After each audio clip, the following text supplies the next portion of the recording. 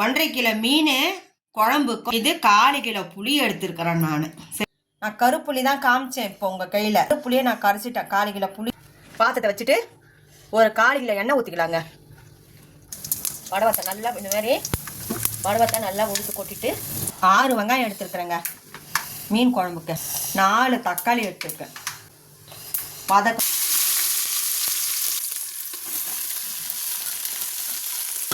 ஒரு 1/4 ஹவர் வதக்கணும். இந்த பாருங்க நல்லா வதங்கிடுச்சு. புளி கரைச்சி வச்சுக்கிட்ட ஊற்றுறோம். அந்த 1/4 கிலோ புளி 1 டீஸ்பூன் மஞ்சாத்தூள் போட்டுக்கலாம். கொஞ்சம் 1/2 கரண்டி மஞ்சாத்தூள். 5 கரண்டி போட்டிருக்கேன். சால்ட்டு 4 கரண்டி சால்ட்டு. பாருங்க நல்லா குழம்பு கொச்சிச்சு. சரி 1/4 ஹவரில் எப்படி ஆயிடுச்சு பாருங்க, திக்காக ஆயிடுச்சு பாருங்க. இப்போ நம்ம மீனை போட்டுக்கலாம். இந்த எண்ணெய் மேலே வந்துட்டாவே குழம்பு நல்லா கொச்சிச்சுன்னு அர்த்தம். சரிங்களா? கொச்சிருச்சு. ஒரு கொதி தான் போதுங்களா? இந்த பாருங்க நல்லா வெந்துருச்சு.